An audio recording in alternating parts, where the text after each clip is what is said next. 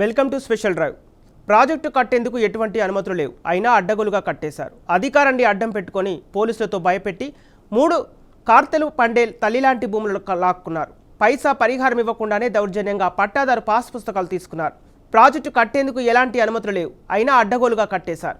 అధికారాన్ని అడ్డం పెట్టుకొని పోలీసులతో భయపెట్టి 3 కార్తెలు పండే తల్లిలాంటి భూములు లాక్కున్నారు. పైసా పరిహారం ఇవ్వకుండానే దౌర్జన్యంగా పట్టాదారు పాస్ పుస్తకాలు తీసుకున్నారు. ఇక నిబంధనలకు విరుద్ధమని ఎన్జిటి అక్షింతలు వేస్తే ఇప్పుడు ప్రాజెక్ట్నే ఆపేశారు. ఇక అది ఎప్పటికీ పూర్తవుతుందో తెలియదు. సేద్యం చేయటానికి భూములు లేక, చేద్దామంటే కూలి పనులు లేక నిర్వాసిత రైతులు విలవిలలాడుతున్నారు.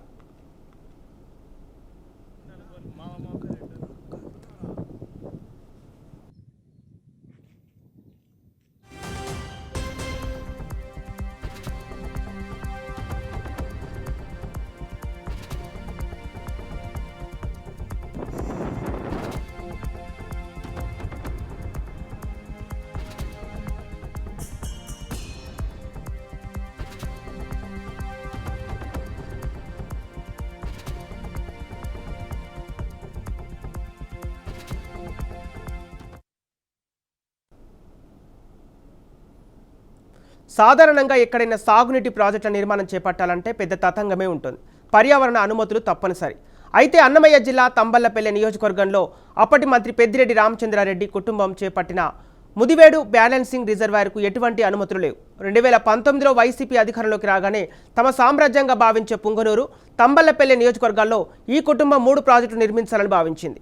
కానీ ఈ ప్రాజెక్టుల వల్ల ప్రజలకు ఎలాంటి ఉపయోగం ఉంటుందో ఉండదో కూడా తెలియదు. తామెంత వెనక్కి వేసుకోవచ్చు అనే ఆలోచనతో వీటిని తలపెట్టారని జనం ఆరోపిస్తున్నారు.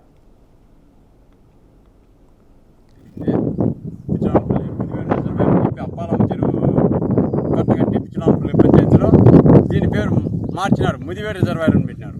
మాకు అది తీరని లోటే. ఎందుకంటే పోతాండిది అప్పాలమ్మ చెరువు, పిచ్చినోళ్ళపల్లి పంచాయతీలో. అది ముదివేడు అంటే ఎవరు వచ్చినా కానీ అక్కడ ముదివేడు కల్లా ప్రాజెక్ట్ ఏమనుకుంటారు. అదైతే దీన్ని కానీ ఖండిస్తున్నాము. ఇక్కడ వచ్చి మా భూములు చెరువు కింద ఆయకిట్టుదారులు అయితే పిచ్చినోళ్ళపల్లికి, కొత్తపల్లికి, ఇక్కడ కాంచేపల్లి, సీతువారిపల్లి, ఈ నిర్వాసితులు 5-6 పల్లెలు ఉన్నాయి. దాదాపు 360 కుటుంబాలు, 370, 400 కుటుంబాల దాకా నష్టపరిహారం జరిగింది. ఉన్ని భూములు జీవాలు పాడు మేపుకుంటా ఉండ్రి. మాకు ఏది లేకన్నా కానీ గొర్రెలు, ఆవులు పుష్కలంగా ఈ చెరువు కింద సంవత్సరానికి 2 సార్లు పంటలు పండుతూ ఉండే.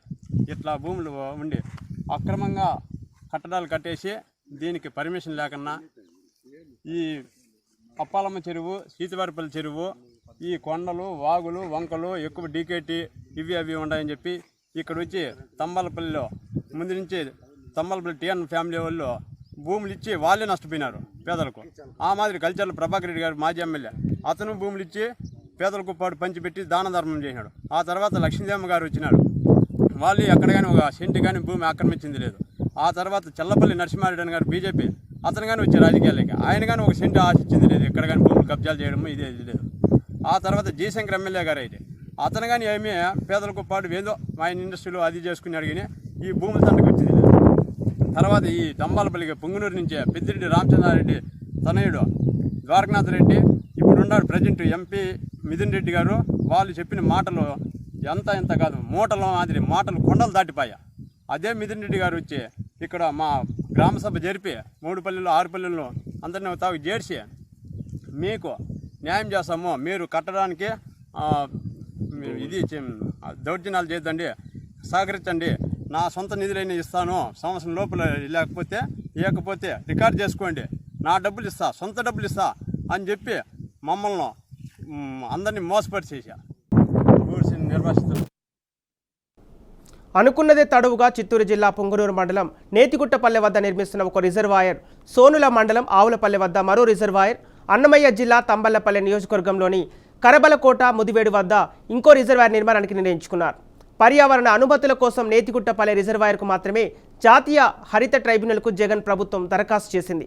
ఆ అనుమతులు రాకముందే ఆ రిజర్వాయర్ పనులు సుమారు 90% పూర్తయ్యాయి. ఒక టికెట్కు 3 సినిమాలు అన్నట్లు ఈ దరఖాస్తుతోనే మిగిలిన 2 రిజర్వాయర్ల పనులు మొదలుపెట్టారు. రాష్ట్ర మంత్రిగా పెద్దిరెడ్డి, తంబళ్లపల్లి ఎమ్మెల్యేగా ఆయన సోదరుడు ద్వారకానాథ్ రెడ్డి, రాజంపేట ఎంపీగా ఆయన తనయుడు మిథున్ రెడ్డి బాధ్యతాయుతమైన పదవుల్లో ఉండి నిబంధనలు తుంగలో తొక్కారని ఆరోపణలున్నాయి. అనుమతులు ఊసు లేకుండానే పనులు చేపట్టారని ఆదేశించడంతో అధికారులు అదేమిటని అడగకుండా పెద్దిరెడ్డి మాటలే పెదవాక్కుగా భావించి గుడ్డిగా పనులు మొదలుపెట్టి శరవేగంగా పనులు పూర్తి చేశారు. మాకు ఇక్కడ రిజర్వాయర్ అని చెప్పి 4 సంవత్సరాలు అయింది. ఈ ఆరకు అమౌంట్లు ఏమి లేదు. ఉన్ని పట్టా భూములన్నీ ఎత్తేసినారు. ఇక్కడ కట్టడిన మేము మళ్ళీ సంవత్సరానికి 2 పంటలు తీసుకుంటాంటివి. మడి లేకుండా చేసినారు, తినిగింజలు లేకుండా చేసినారు. ఇప్పుడు మేము కూలికి వెళ్ళి కట్టెలు నాటేది, పేపర్ వేసేది ఇట్లా పనులు పోయి కూలీలు అన్నీ చేసుకొని బతుకుతున్నాము. పిల్లలను రోజు 5 కిలోమీటర్లు 10 కిలోమీటర్లు పిలుచుకొచ్చుకుంటున్నాము. బండ్లు ఆటోలు అయితే రావడం లేదు. దీనివల్ల పిల్లలు ఏడాడో చదివించాల్సిన పరిస్థితి వస్తుంది. దీని గురించి గవర్నమెంట్ వాళ్ళు మేము అన్నీ చేస్తాము, ఇది చేస్తాము, అది చేస్తామని అప్పుడు ఏం చేయలేదు.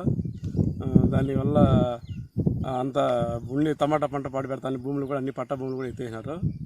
ఇంకా ఉండేది కూలీలు అన్నీ చేసుకొని బతికేదే చేస్తున్నాము. కడపకి అసలు ఇళ్ళ దాకా ఇస్తామని సంవత్సరం 2 ఏళ్ళ నుంచి తిప్పి చూపించిన దానివల్ల ఇది మాకు బాగలేదు, ఇది అంటే ఇంకో తను చూపిస్తాం ఇది అని చెప్పి హైవేకి లాస్ట్లో చూపించినారు. వాళ్ళ దగ్గర కూడా సంతకాలు పెట్టించుకొని బుక్లు తీసుకున్నారు. వాళ్ళకైతే ఈ వరకు అమౌంట్ లేదు.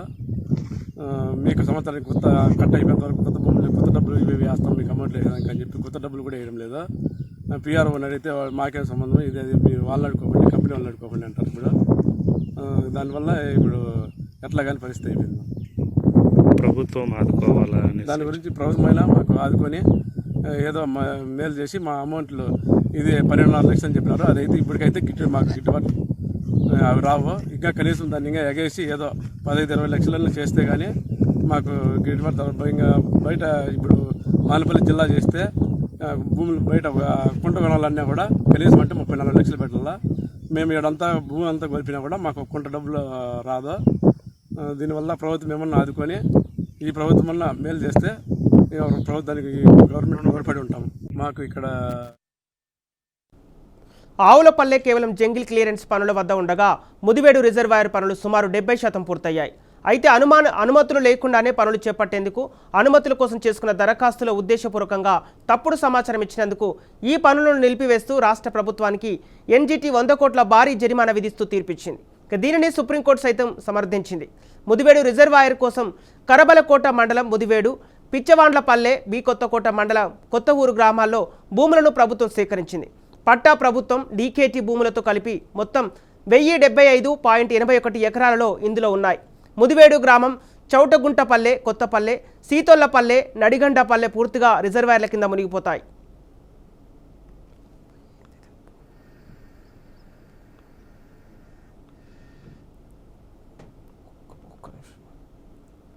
ఇక కొత్తపల్లెలో 35, సీతవారిపల్లెలో 45, చౌటగుంటలో 100 ఇళ్లలో 50, నేతాజీ నగర్లో 100 ఇళ్లు మునకలో పోతాయి.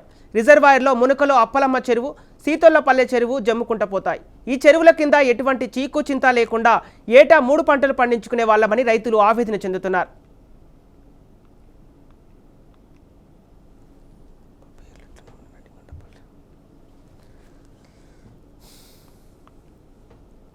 రిజర్వాయర్ అని పిచ్చిరవానపల్లి పంచాయతీలో రిజర్వాయర్ కట్టారండి.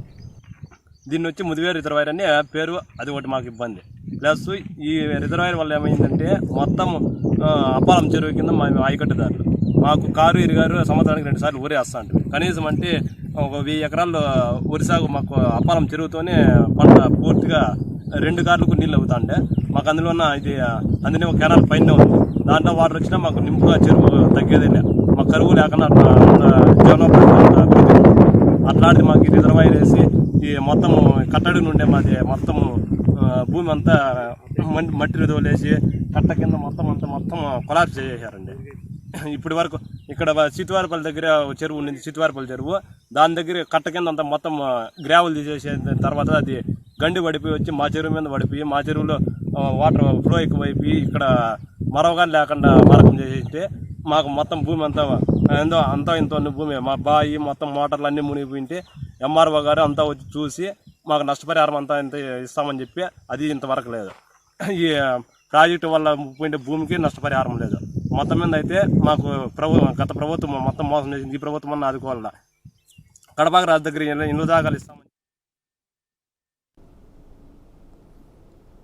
పైసా నష్టపరిహారం ఇవ్వకుండానే తమకు కావలసిన భూములను కాంట్రాక్టర్లు రైతుల నుంచి లాగేసుకున్నారు. పనులు మొదలుపెట్టి భూముల్లో పెద్ద పెద్ద గుంతలు తవ్వి మట్టి తరలించారు. తమకు నష్టపరిహారం ఇచ్చేంత వరకు పనులు చేయవద్దని రైతులు అడిగితే పోలీసులతో బెదిరించారు.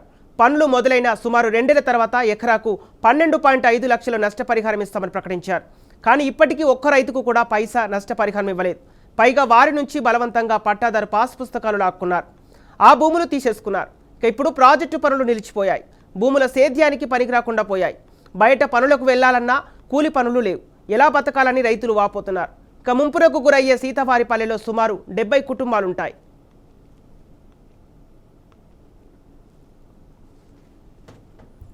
కోనలపల్లి గ్రామము, కొత్తపల్లి, ముదివేడు రిజర్వాయరు, కట్టపని ఆ పక్క ఈ పక్క కూడా ఎత్తేసినారు. మన్ను రోడ్లు ఉరుగు ఎత్తేసినారు. చేనులు అన్నీ ఎత్తేసినారు.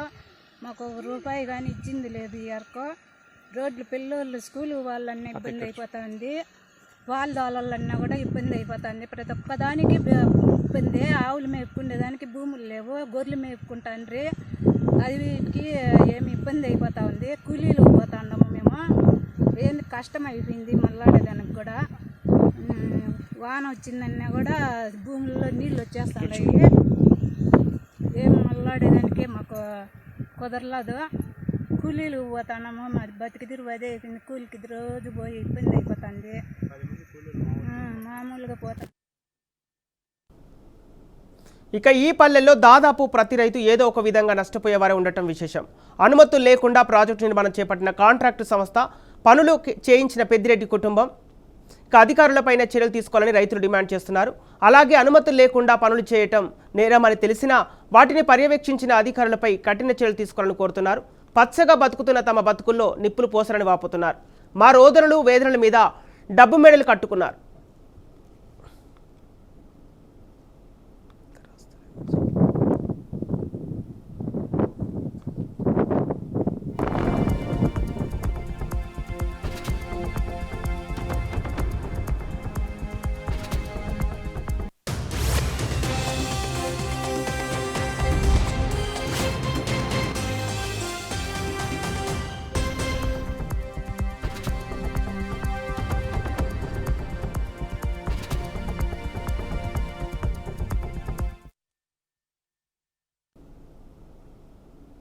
ఎకరాకు 12.5 లక్షలు ఇస్తామని కలెక్టర్, ఆర్డీఓ, ఇతర అధికారులు వచ్చి చెప్పారు.